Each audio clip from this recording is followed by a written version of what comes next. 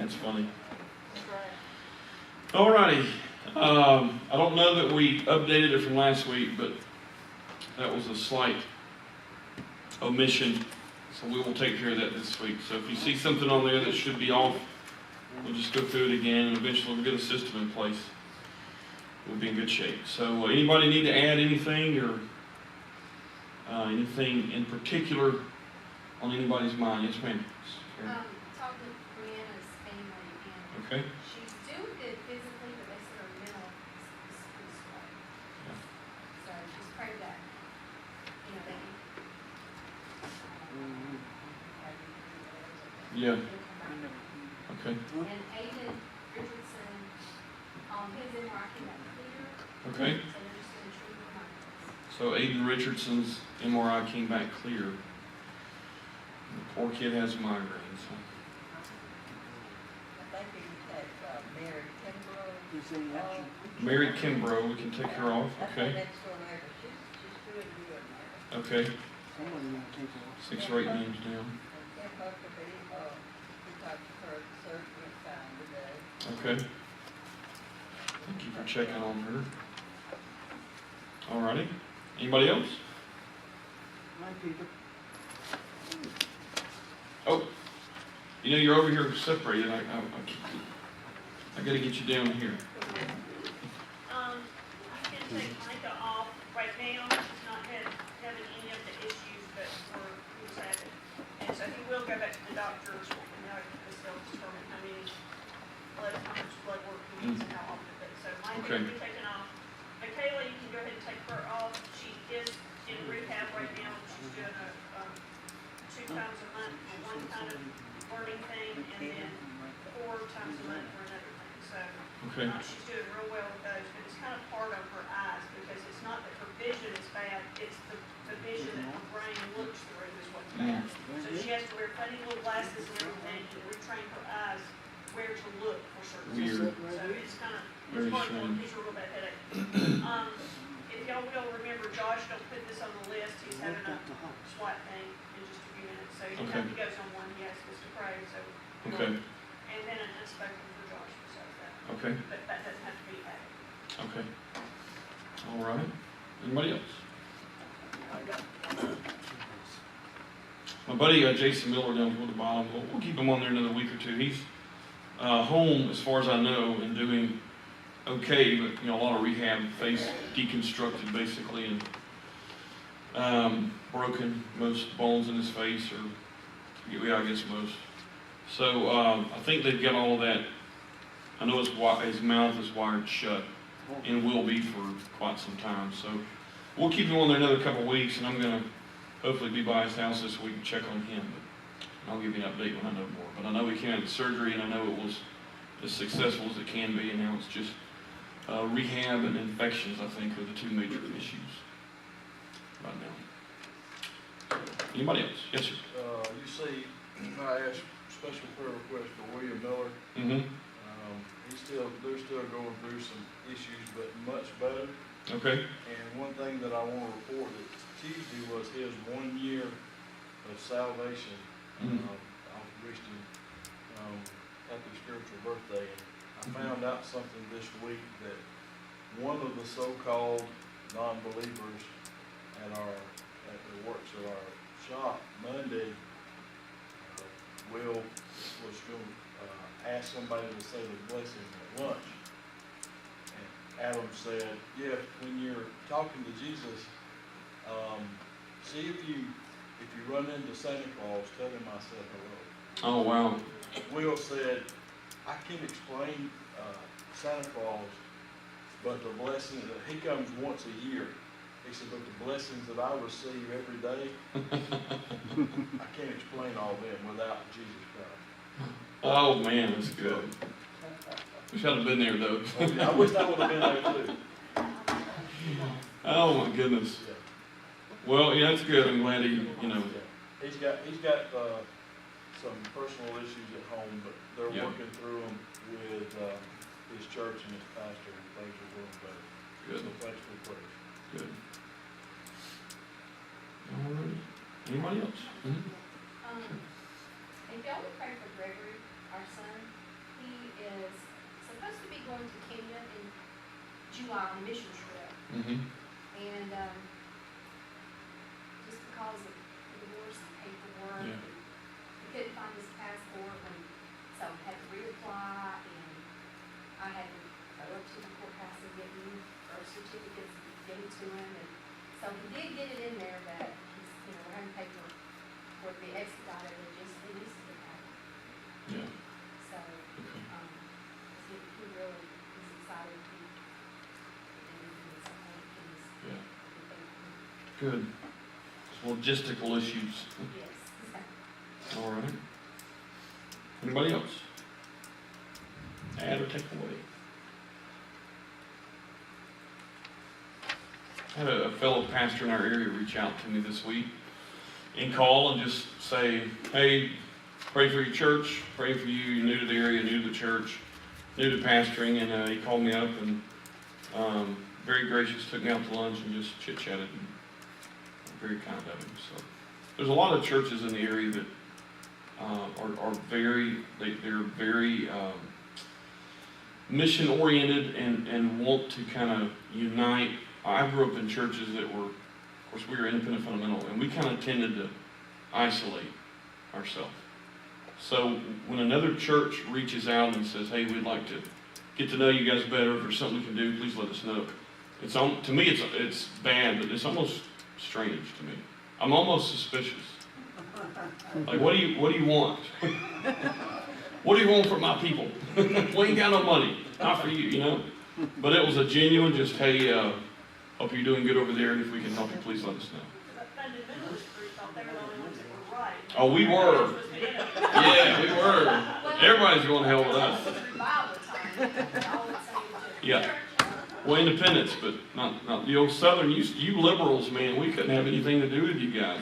We was wearing pants. That's right. Yeah, that's Yeah, I went to the theater in your blue jeans. Dan, I don't know, man. That's a long hey, story. Dan. Yes, I ma'am. want to ask you something. How's that lady that the husband got killed? How's she doing? Oh, is that the wife of the pastor? Yeah. I don't know. I know we sent them a letter. I do not know. Does anybody know an update on that? Douglasville Church of Christ. Right. I do not know. I can try and find out and call them. I really don't know. I'm sure it's terrible. I don't know how old. I can't remember their ages or. They were like, I think our ages, or a little older. By the picture, it looked like he was not. Yeah. So he was more. our friends that came Sunday, they talked to us. Good. We had some visitors Sunday, and I forget Jeff and Missy came Sunday, and they were friends of you guys. I think they went here years ago. Okay, a long time ago. So that was good to see a couple of new faces. I had some friends here, and they brought some friends, and they're looking. I mean, my buddy, he's wanting to get his family in the church. He's just 45 minutes away from here, or 40 or whatever it is. So that kind of hurts. But I'll take whoever, whenever. If they join up with us, great. If they just hang around a while or whatever happens there, I just want to feed you folks when you come. That's all I know to do. And I'm convinced if teachers and pastors are feeding and the flock is caring in between the two, I'm convinced if you do that, you will have people. But that doesn't go on in every church. So, anybody else? You don't have to put this on here, but I still need a job. Oh, Yeah. So, All right. I'm should we put it on there? I mean. Let's do it. Okay, Yeah. that's fine. But yeah. Girl needs a job. I'm still looking and just, everybody is doing stuff online. Yeah. And I'm not 20 years old either, so they're not gonna pick the 40-something year old to do the 20-something year old job. They can pay Yeah. less, so. Yep. You're overqualified now. I don't know about that. I'm just old. All right. Anybody else? We'll definitely put that one on. Frustrating not to be able to. Jackie Adair, Mhm. I think we can take her off. When Okay. I talked with Jerry, he said his mom was still doing good, and she's supposed to have another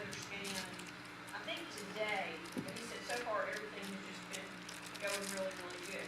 Okay. Josh, though, today was gonna have 16 shots in his head, Mm. and this is supposed to help the headache, so they are really, really hoping that this therapy makes a difference, because he's had the headaches and nausea for, what, 8 months ago? Mm. That's terrible. Miserable. But his mom has been doing very good.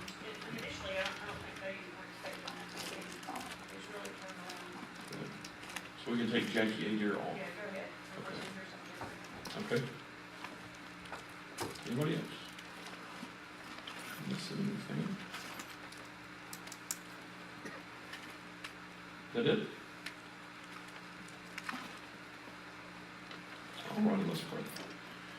Lord, we thank you for bringing us here tonight. We thank you for people that are able to come tonight and listen to your word and get together and pray and hold people up. And we do that now. We lift these names up to you and we ask you to heal. And Lord, as I always say, it is always okay for us to ask you to heal. It's not always in your will to heal, and we don't understand that, so we ask you to help us to accept that. But we still persist in our prayers to heal people, cure them now down here on earth. And certainly, Lord, this young child with the headaches, Josh, Lord, we know the misery that he is going through, and no doubt his parents, and having to watch their son wake up every day and just have bad days physically. We know that can lead to such discouragement and despair and depression. So we ask you to heal him, Lord. And we ask you that we recognize you and we give you the glory when you do so. I ask you these things in Christ's name. Amen. All right, grab your Bibles if you would. And we will move on with a quick review from last week and the last couple of weeks. Now, you guys tell me are we moving fast or slow? And I'll ask you this every week, but if we're not on the same page and comprehending this stuff, then I'm doing you no good whatsoever. So, are there any comments or questions or confusions up front before I get started? Maybe something from last week, maybe something somewhat unrelated that you read or came across that we want to clear up. We're doing this in my Sunday school class, and I think it's very helpful. It is to me. I've got the Goss class, those folks, and you guys have been in church a while. You've been reading your Bibles for years. And so I can learn and glean from you guys, and hopefully we can learn from each other. But it's been very productive to open it up and just say, what does the Bible say? Let's discuss it. What have you always learned to be true? What did you believe? What were you taught? What do you know to be true? And really having discussions about the Bible. Very, very helpful. Productive, we're not just giving our opinion, we're keeping it productive. So I'll do the same tonight. Anybody? Any questions or confusions? No? We good? Okay, let's move on.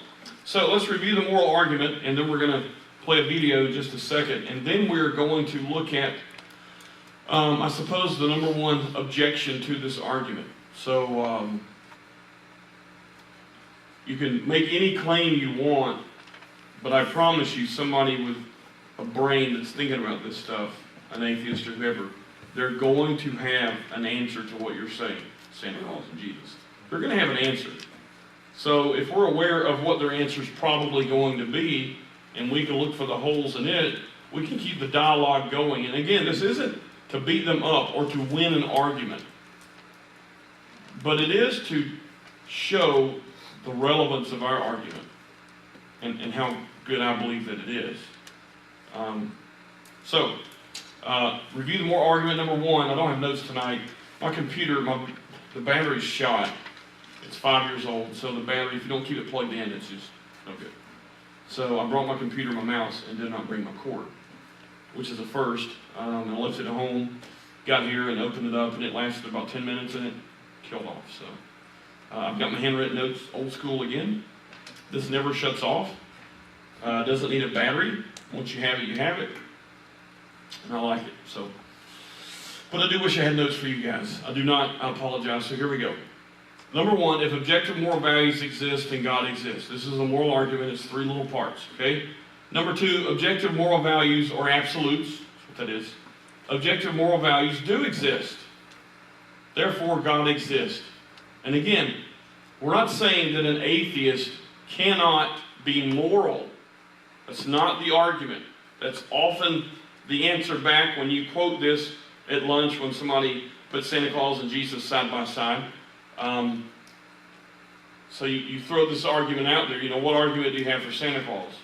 Other than we know a guy made him up. I think a pastor, preacher, if I'm not mistaken, kind of fine-tuned the St. Nick to the American version, which was just stupid, but he did. So we're thankful for him, for that heresy. So you say, okay, Jesus and Santa Claus are the same. No difference to you. They're both fictional. How are you going to argue that? How are you going to demonstrate that there's evidence for the existence of Christ and not Santa Claus? Yes, sir. Lord Jesus came to give without asking us to do something to deserve that. Right. Santa Claus, Condition. if you do that, let the children hear from their parents. Right. If you are nice, if you are like that, if you are like that, maybe Santa Claus gives you something. That is against, it's very interesting how evil Yep. one has infiltrated in the church, in the world, that wrong false doctrine. Right. Because Santa Claus asks to give. Yep. Lord Jesus came and he loved us before we loved. Right. I almost got divorced one night over this. We're in the car and my kids we're heading to the mall to see Santa. Don't judge me. If it were up to me, it wouldn't happen. Thanks. What's your spiritual gift, Chuck? Encouragement. It's encouragement, isn't it? Yeah, right. So we're in the car and Trisha's, you know, and I mean, it's grinding on me, and and my son, you know, he knows it, whatever. And my two daughters in there, and I guess they're, I don't know, at the time, 6 and 3 or whatever.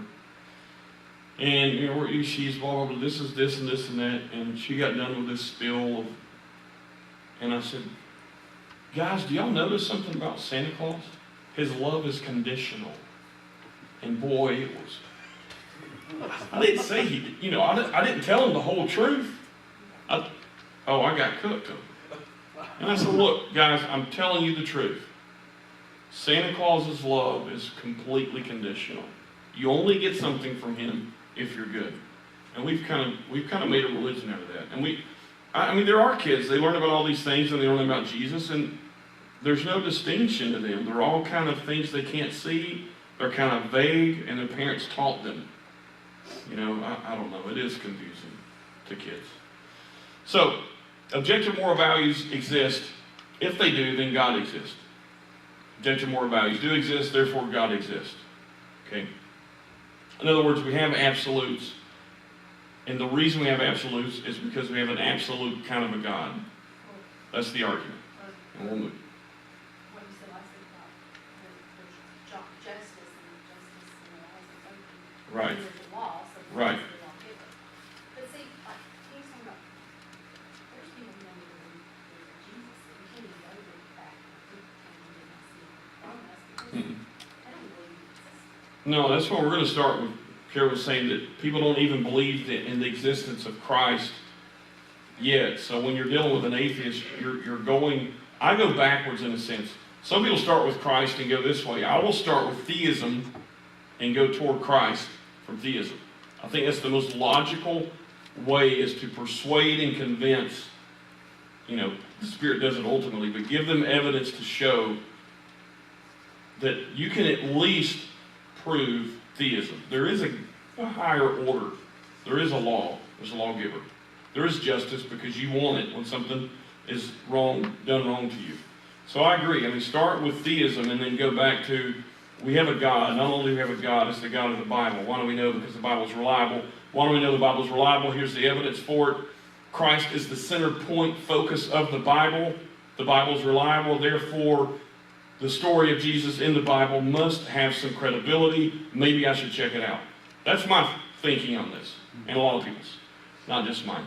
I stole it. But because there's so many historical books, not religious books, but historical books, that it would be like trying to say, well, some other figure in history. Yeah. exists. Alexander the Great. Yeah, Right. because there are so many that aren't canon. Right. You know, some religious kind of. Yeah, Christy's saying there's lots of non-biblical sources talking about Jesus. And there are. So most credible historians don't anymore say that Christ did not exist. The only debate is not even if he died on the cross. That's not even debated with legitimate historians most of the time. The only debate is what happened after he died.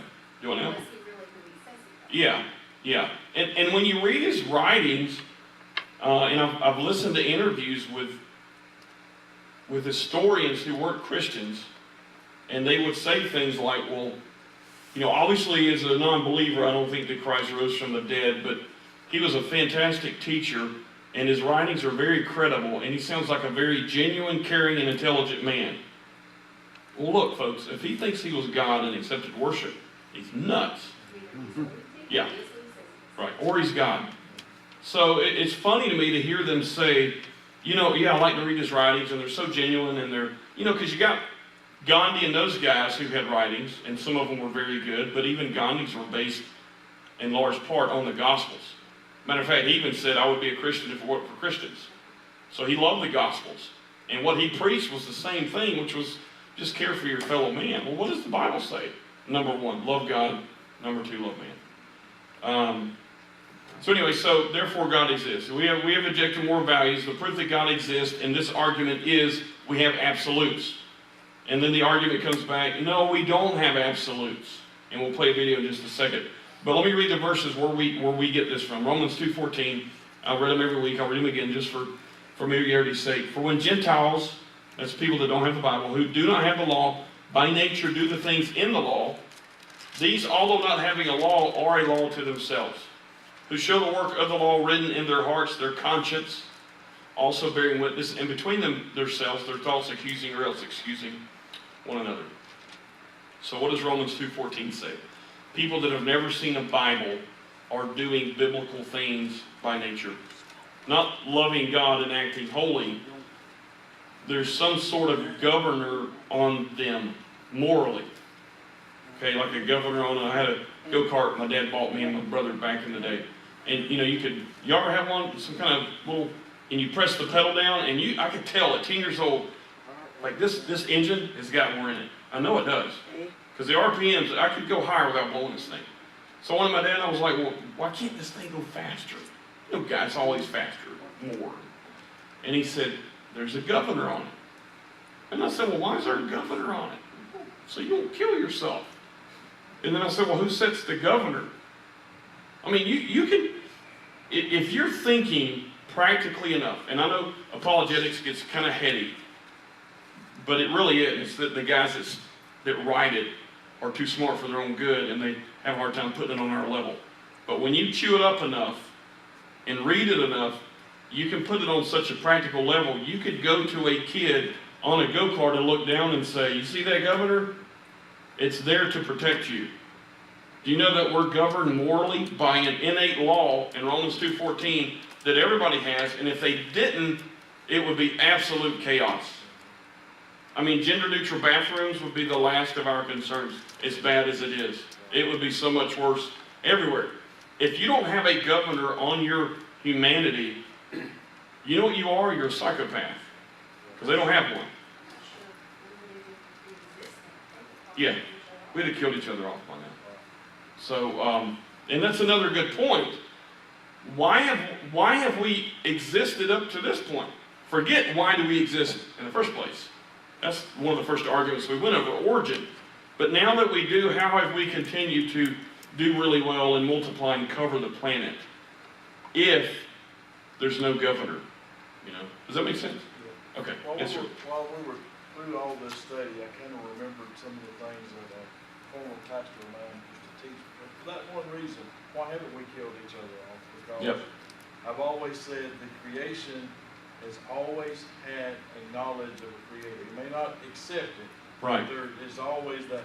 The reason why we have a governing system, regardless if you've read anything or not, there has to be some kind of control. And one thing that a real good pastor friend of mine said is, even a potter, when he is forming a pot, his DNA, the skin is in Oh, yeah. the pot. Yep. So we were created by God in His own image. Yep. For His own. There's no way that we can't have trace evidence of there is a higher power. Yeah, good point. Good point. Trace evidence, that's a cool term. Okay, so what we're saying is we cannot logically or practically live without absolutes. Because the first answer to this was, historically, and we're trying it now, and we're in some cases you can see us backing off, and we're going to get to where it goes, cultural relativism. And we said we have absolutes, Christians, we have absolutes, theists, we have absolutes, and then people fighting against us saying, no, there are no absolutes, and that leads to Nazi Germany. That's how you get that. So now we've backed off. Do y'all realize the history of all this? Y'all know what modernism is and postmodernism? Y'all heard of those terms? Okay, so Nietzsche comes along in 18 whatever and says God is dead. Okay, and I'm going to read that whole quote one night. It isn't just God is dead. It's God is dead and we have killed him. And he goes on to basically say, I'm afraid since we have killed him, these types of things are about to start happening. And then he closes it out and basically says, if we keep on this path, and he's an atheist, okay, if we keep on acting like God doesn't exist, the 20th century will be the bloodiest century yet. Was he right? Not only was he right, the 20th century was not only the bloodiest of any of the first 19, it was bloodier than all of the first 19. Numerically, as far as deaths and war. We know that. It's historical fact. So modernism was saying, we don't need God to govern. Look, we can all culturally figure out what's right and wrong and get religion out of here. It's doing damage to everybody. Modernism basically was, cultures figure out what's right for you. We don't need God. It didn't work. And then the 20th century came along, proved it didn't work. And now we have what's called postmodernism. You ever heard of that? Because modernism didn't work. So now we have postmodernism. Now we've lived long enough into the 21st century, we're realizing it's not working either. So there's a history to all these debates, so don't think you're the first one to think about it or argue against it or argue for it. This has been a long time debate. So we say as Christians, we come back after the bloodiest century in history and we say, see, we told you we have got to be governed by something. And that is that internal innate knowledge that there's a God and right and wrong exist. Okay? All right, so their answer is no, there are no absolutes. And then finally they grant us and say, okay, we grant you that there are absolutes. And that this is not rational.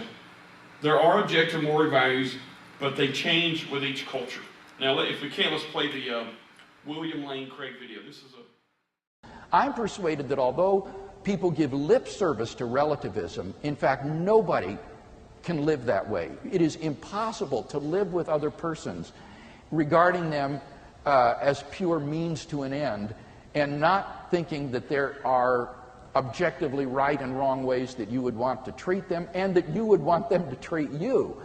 Very often you can find out what a person really believes as opposed to what he says by how he reacts when people treat him in a certain way. For example, I had a friend who was a philosophy professor at a university, and a student in his philosophy class turned in a paper to him in which he argued for moral relativism, that there are no moral values, no moral duties, everything is relative and so forth.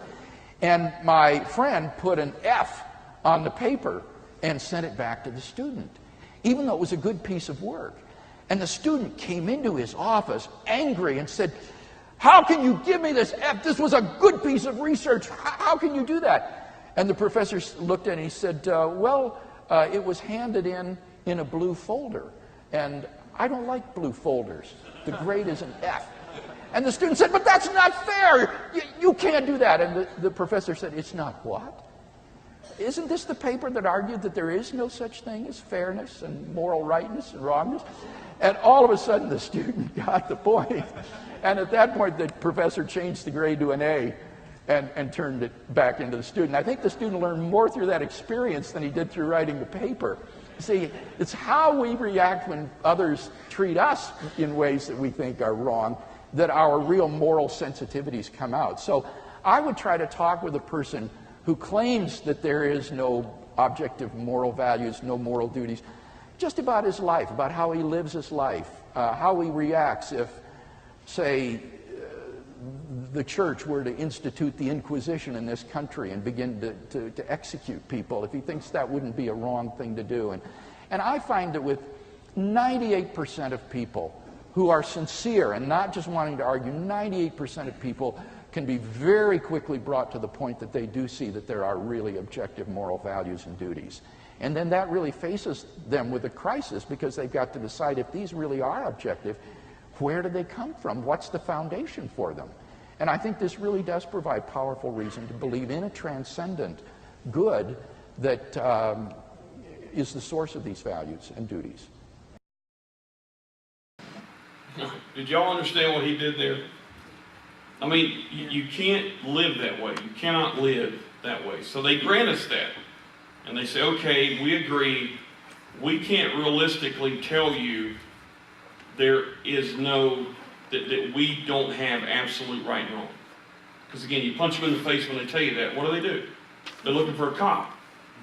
Well, a cop enforces the law written by the state or the country based on, whether we believe it or not, this law. So, okay, so here's where we are. So they say we can't, we give you that. There are absolutes, but they change with each culture. So now we have, this is the great opposition to the moral argument. Yeah, okay, there's morality, it changes with every culture. So now we have cultural relativism, which means there is no universal right or wrong. It is decided by each culture. And what are y'all's thoughts on that? Because this is going to be the answer. If you press them to the point and they're telling you, there is no right and wrong, don't tell me about fair or not fair. You punch them in the face, they cry, call the police, and you say, wait a minute, you just appeal to the law outside of us and above us. And they get to the point and they say, okay. There are laws, there is right and wrong, but our culture is different than another culture, and we can't tell another culture what's right and wrong. What would you say to that? I think that the right and wrong still exists. It's the way that we respond to the right and wrong. Like in this country, you steal something, you might get away with it. You may go to jail, you may get a pat on the, a slap on the wrist. You go to another country, you may lose your hand because you stole something. It's still, the still right or wrong still exists. It's the way the culture is handled it more than it is right or wrong. Maybe, I don't know. Yeah, absolutely. So here's what they say. This is a quote from a anthropologist. You know what that is? I didn't know it a couple of years ago. I'm still forgetting if I'm saying it. Yeah, it's a study of humanity. Anthropology? Right? No. Yes. So you got a person that studies societies. That's all they do. They study people, behaviors, psychology, study, science, all this stuff wrapped into one. And this is what one of them says. Cultures, now listen, this is what professors, and this person is a professor, this is what they're teaching our kids going into college. And think if when you hear this, and again, it's a skill that you develop, and I think everybody's got it if they'll just tap into it. Listen to what I'm going to say and tell me where the hole is in this. And there's more than one. Cultures are free to pick their own morals in the same way that they pick their own language. A person has a doctorate in humanities, okay? When you meet someone who speaks a different language, now imagine your child or grandchild, 18 years old, being told this. When you meet someone who speaks a different language, you can't tell them their language is wrong. It's just different. Now, that's half true, isn't it? But he compared, what did he compare? Compared two things. Morality. With language. Yeah. But when you're 18, and this guy's 50, and he's got a doctorate, and he's smart, and he's sharp looking, and he's intelligent, and you know that you can't debate with him or he's going to rip you to shreds, And he does that quickly. You don't pick up on that so quickly. And you say, well, yeah, who am I to judge them? You know, they pick their language, they pick the morality. You know, they speak English, I speak English, they speak Russian. And who am I to tell them that their language is wrong? Well, that's true. You don't tell them their language is wrong.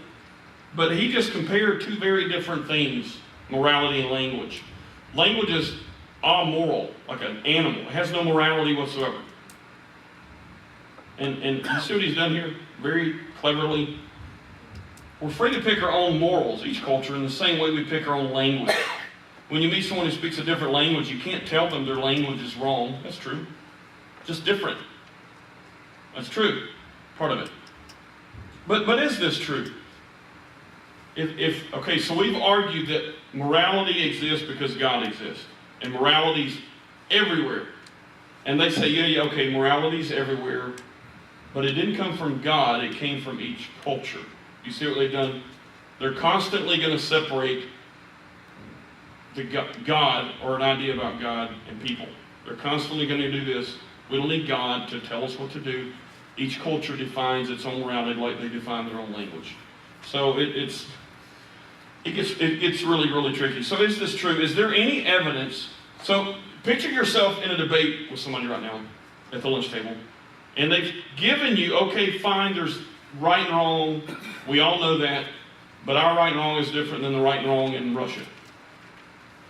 That sounds really smart. You know, you can't tell them what to do. We're not them. We can't judge them.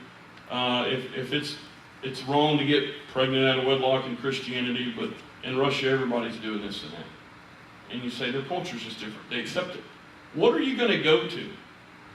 You know, if they tell you in another culture it's okay to, you know, do whatever you want to do before you get married. And we say, well, in our culture we kind of frown on that. We used to. We frown on that. And they say, well, don't judge, man. That's American culture. It comes from the old Victorian style. But what's the core value there, though? You know, what is the core value? But they're saying don't judge. Where do they get that from? Well, they're judging. You can't judge without law. They're judging you for judging, for one. I want to say, But that ain't the biggest issue. I want to say that it's because it's a godless nation, but that doesn't help the argument. No, here's where I'm getting. Here's where I'm going. If in another culture, supposedly, and these don't exist really, if they make the argument that in wherever, Russia, it's not looked down upon if a woman has 4 kids by 4 different men, and none of them live in the house, so you got a fatherless home with children running around. In another country, that's not looked down upon. I don't know that that's even true. Let's say that they present that. Instead of arguing American versus whatever, what is the core truth there? That we know for a fact it is not good when a man is not in the home. We know that's true. If a father figure is not there to help raise the child, the chances of crime increase by whatever percent. I mean, I think 80 or 90% of the men in prisons don't have dads or didn't have a figure. What does that tell you? The core value is, all over the globe, it's better that the man be at home raising the child with the wife, or the mom, or the woman. Okay, so let's move on. Is this true? Is there any evidence of universal cultural norms? So what they're saying is a cultural norm here is different than a cultural norm there, and don't try to westernize everybody, which I agree with. Missionaries would leave America and go to India and try to make them American, and they shouldn't have. Accept their culture, unless it's immoral, parts of it, and give them the gospel and let God incorporate himself into that culture. And we did mess up with that, so I mean, I get that argument. But is this true? I'm going to read an email that I pulled up. This is from another anthropologist. Let me read this. And the question is this: is there any evidence of universal cultural morality or norms? What most cultures deem as acceptable. And this is not from a Christian. I don't even know it's from a theist. This is from a person who's done a lot more research than me her whole life. This is what she found to be true after years of research, if it'll pull it up here. Oh, please pull it up. Yeah, there it is. Cultural norms she found to be true all over the world, okay? Not a Christian, These are things that most societies have. Division of labor based on age, status, or sex. It's interesting, isn't it? It's not just American. Even though we're trying to reverse that, so we'll put women in the military, let them shoot, let them... What this is saying is most cultures realize that men are better at some things and women are better at other things. Usage of fire and tools, some form of shelter from the elements, some form of communication and language. That's everywhere. Personal names. Why? Why in every culture do we find people calling people by a first name or a name? Why do we have to be personable? They have to explain it. We say because God made us in His own image and He gave us purpose. Folks, if we don't have purpose, why do we have such personable personalities? Now they've got to explain that. Because if it's by accident, they can't. Right? Can't explain it. Okay. A form of greeting. It's interesting, isn't it? Delineation of territory, even among nomadic tribes. They respect each other's boundaries and try not to offend each other. Some method of distinguishing right and wrong. Some method. Maybe not the American method, or a Western method, or an Eastern method, but what she's saying is, for the 20 or 30 years I've studied cultures all over the globe, remote and urban, those cultures have some method of distinguishing right from wrong. Distinguishing means somebody. Judging. Somebody, right. And we're getting to that one too, but somebody's judging somewhere if they're distinguishing. This is interesting. Mourning of the dead. Rites of passage. We have those. They're different than other countries. Differing behavior, customs, treatment among family members as opposed to non-family members. Supernatural beliefs, where they believe in something which is not visible. Again, this is what she studied from most of the cultures she found. She says all. Routines for etiquette and hospitality. Why? Why do I need to be hospitable to anybody outside of my tribe? They have to explain that. A system of union or marriage. Why? Because God put it in them. That's why. And if God did not put it in them, they have to explain why cultures that have never met each other and never met a Westerner or Easterner, where all this goes back to Eastern, why they also have a form of marriage. If another culture didn't teach it to them, why are all these coincidences showing up? It gets even better. Standards for sexual modesty, even if they go about naked. I don't understand that, but that's what she says. Standards for attractiveness. It's kind of funny, isn't it? Some form of decorations or adornments. Some form of shaping their hair. Dance and music. Every culture. Why? Bible says why. Fun and games and a sense of play. A person or a group of people functioning as a leader. Why? Aversion or social rules against inbreeding or incest. All cultures that she studied. Okay? Now those are either 15 or 20 major coincidences, or there is an innate knowledge in people that certain things are right and certain things are wrong, such as inbreeding. Does that make sense? So, if somebody throws at you cultural relativism, that look, don't make everybody Western, you say, okay, yeah, I agree. They don't have to love baseball and eat hot dogs. Fine. But, why is inbreeding wrong everywhere? Why is there a system of union of marriage? Why are there laws in every culture? Why is there a leader? Why is there a government? If these cultures haven't met and brainstormed and then separated again, then how do you explain all these different people having never met, doing basically the same thing in slightly different ways? Does that make sense? Okay. Okay, so if this is true, is there evidence of universal cultural norms? Yes. Non-biblically there are, and then biblically. Let me read Acts chapter 27 if you want to turn there.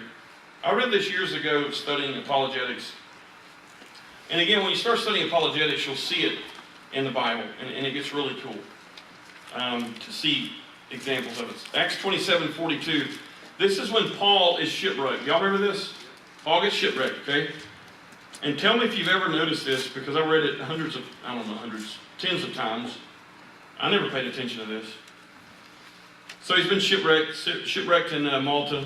Verse 42, and the soldiers' plan was to kill the prisoners, lest any of them should swim away and escape. But the centurion, wanting to save Paul, so Paul's a prisoner, kept them from their purpose and commanded that those who could swim jump overboard first and get to land, and the rest, some on boards and some on parts of the ship. And so it was that they all escaped safely to land. So they've gotten a little island here, or peninsula, I think an island. Now when they had escaped, they then found out that the island was called Malta, and that the natives, these are Gentile people, never probably seen a Jewish person, do not have the Bible. I studied up on Malta a couple of years ago, and it's still there. I mean, we still have it.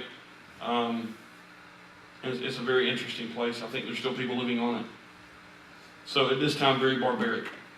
The natives showed us unusual kindness, like extraordinary. They were very gracious to us, prisoners. For they kindled a fire and made us all welcome because of the rain that was falling and because of the cold. I mean, that's one thing right there. Why? Why are they being kind? I mean, yeah, which is from God. I mean, God gives us that to some extent by nature to love or care about, have a general care for the well-being of a fellow man. Okay? But that's not the cool part. But when Paul had gathered a bundle of sticks and laid them on the fire, a viper came out because of the heat and fastened on his hand. So when the natives, who don't have the law, saw the creature hanging from his hand, they said one to another, "No doubt this man is a murderer." He's a prisoner. "No doubt this man is a murderer, whom, though he has escaped the sea," what does that next part say? What? "Yet justice does not allow him to live." The Easterners would call this karma. But who's in charge of karma? You ever thought about that? Ron said that one time. Karma is your actions produce other reactions, and you get what you deserve. Thank God we don't. But karma says if you treat people badly, you'll be treated badly. Who's in charge of that cycle if there is no God? It doesn't exist. So yet justice, these are barbarians with no Bible. Justice does not allow him to live. But he shook off the creature into the fire, and he had suffered no harm. Then they worshipped him like a god. That's interesting. They considered him to be a god, and then he healed somebody, and then they started bringing people to him to heal because they thought he was a god. So what do you make of that? This is one culture, the Jewish culture, with Gentiles on the boat as well, coming to a barbarian's island, Malta, and they, in their mind, have an idea of karma. You know, he escaped the sea. He thought he was going to get away with murder, but he didn't. Snake bit him. It says they basically sit around and watch him, wait for him to die. But justice will not allow. In other words, somebody possessed this snake and made him execute justice on Paul, because he's probably a murderer. Two things that's evident right there. Both cultures believed that murder was wrong. Yep. And was deserving death. Yeah, not only was it wrong, it deserved life for life. Yeah. Right? Yeah. Now, if that was only located in the Bible, I would just say, well, I mean, maybe they just, they wrote this because it sounds biblical, but we don't find that in other cultures. We find it everywhere, and more importantly, in the Bible. But very importantly, the Bible is corroborated by evidence outside the Bible, which some people will tell you it doesn't need to be. That's nonsense. You don't need it. I like it. I like it when the Bible says that everybody knows what murder is, and then you read in here that barbarians knew what murder was and knew it was wrong, and that he should pay with his life. Rather swift justice. Isn't that interesting? All right, a couple more things, and we finish. Problem number 2, if cultures decide what is right and wrong, or what is normal, then anyone who protests against those established normatives actually become immoral. Does that make sense? If we as America, let me put it this way, is we in America in the Bible Belt in the South, established that slavery, and really all over the country, I think Northerners didn't have them, they did. But we said slavery was okay, and for quite a while we used them to make money and do whatever else. That was, in our culture, it was okay, right? We said that for a long time. It was accepted as a cultural norm. We are mightier than them. We took them over. We bought them, brought them here. We made them into slaves. Slaves have been around since almost day one. We're just, using them for our benefit. And for a long time, nobody had a problem with it, really, because they didn't say much about it. Christians eventually liberated the slaves. But if a culture has decided, like we did, that slavery was acceptable norm, not immoral, then Martin Luther King Jr., who opposed slavery, the accepted norm, was actually immoral, wasn't he? If you take the liberals' argument on this and say, okay, I'll agree with you, buddy, at the lunch table for a minute, and I will agree that any culture can come up with any set of norms they want, and if they've come up with that, who are we to judge them? But if somebody from within that culture opposes it, then they should be put in jail. Does that make sense? You see where I'm going with this? So give them their argument and take their argument as far as you can take it. And remind them, hey, not so long ago, we had slaves. Okay? MLK stood up and opposed it. If I follow your line of reasoning, MLK was immoral, not the society. Because that society established we need slaves to make this country run, to take care of our crops. Right? Does that make sense? Do you see how absurd this becomes when you use their own argument against them? And I'm telling you, you take a liberal, tree-hugging, bleeding heart, whatever, they're going to have a conniption fit when they realize their argument 100 years ago in the South would have put MLK in prison. And it did put people like him in prison. And it got him killed. So, any argument that you're dealing with, take it to its logical end. Take it logically as far as you can take it and see where it leads you. And here's where cultural relativism leads you. Whoever has the biggest army and the biggest weapons can decide what is right and wrong for the rest of the world. Because if my culture thinks subjecting you to me is right, which a lot of cultures have done, then I can use my power and ability to enslave the rest of the world. And I've done nothing wrong. Hitler tried it. And the whole world cried out against him, didn't they? Why? It was wrong. Why did it feel so wrong? Did you know when Bush came out in 2002, whenever we got attacked, we went into Baghdad for all that 9/11 terrorist attacks, that he called those terrorists the axis of evil? Do y'all remember those big terms he threw around? Did you know that some liberals in America were horrified at those terms because we were saying that our culture is a bit self-righteous and we're calling you evil because you killed our people, but we can't call you evil because in your culture and religion you're supposed to do and kill us. And there were Americans, professors in universities, who didn't like it because we were judging other cultures. That's where we are now. I mean, that was 10 years ago, 15 years ago. That's where we are now. And thankfully, enough bad has happened that we can take their argument and say, look, this is where it goes. You see where it went? Twin Towers. That's where your argument went. And I can't judge them because they're not wrong in their culture. I just send them back home and let them live. So, any questions, comments, concerns? It's almost 8 o'clock. Sorry. Anybody? Thoughts? Is it making you think? Hopefully. Hopefully it gives you headaches. This stuff gives me headaches. But so here's what we want to do. I want to bring this next week, a list of people to look up. I want you guys to start going home and looking up maybe apologetical debates so that you can start using these things in a meaningful conversation with people. I can give you names if you want to write some, and I'll put it up next week. But Ravi Zacharias with a V, RVIE, he's one. William Lane Craig, J. Warner Wallace. These are all guys on YouTube, and you can go into YouTube and Google something like cultural relativism debate. That's all you got to put. John Lennox? And you will start understanding how you sit down with somebody, not intimidated, and you let them talk a while, you let them answer some questions, and again, you present your argument, and folks, we have a very good argument. You take the gospel to its, as far as you can take the gospel, because that's ultimately where we're going. We're going to take all of this apologetics to Christ of the Gospels, in the Gospels. That's where we're going. And they're beating you up for being a Christian. You know, Christianity's caused all this harm, and they're going to bring up the Crusades and all this stuff. And you say, well, yeah, wait a minute. Let me tell you where the Gospels go. I'm to love God and I'm to love you, even if you're my enemy. Now let's see where your argument goes.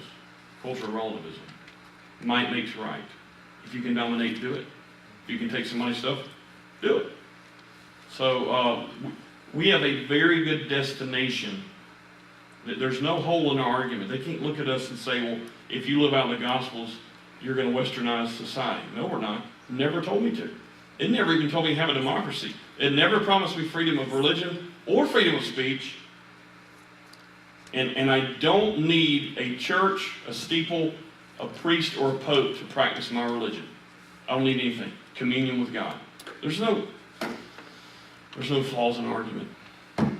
But I want you to become confident of that and read and study and see this in action. See guys a lot smarter than me debate this with other people. Are a lot smarter too. Any questions? Yeah. Yes, sir. Where would I find the quote, God is dead, from Friedrich Nietzsche? Is that a certain paper? It's a book he wrote, and there's even like a story he put. If you go and Google, of course it's going to bring up the movie first. Just part of the phrase in that name. Yeah, put Nietzsche, God is dead. It will go to the quote and the part of the chapter that it came from. And then you get into Darwinism and some of his quotes. And there's a quote that if the evolutionists, liberal-minded people realize some of the things Darwin said, which is what they based their arguments on, Darwin was a racist of the 10th degree. Darwin said that black people would eventually be extinct because they're basically half ape and half man. They are the transitional species, and they're going to go away. And Hitler came along and was like, you know what? Let's help out evolution. Seriously. Planned Parenthood founder, racist to the core. Yep. To weed out the weak. Absolutely.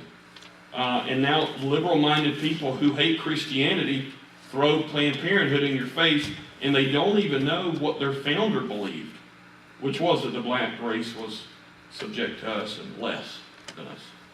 So anyway, I thought that was pretty mind-blowing. Margaret Sanger, is that who it is?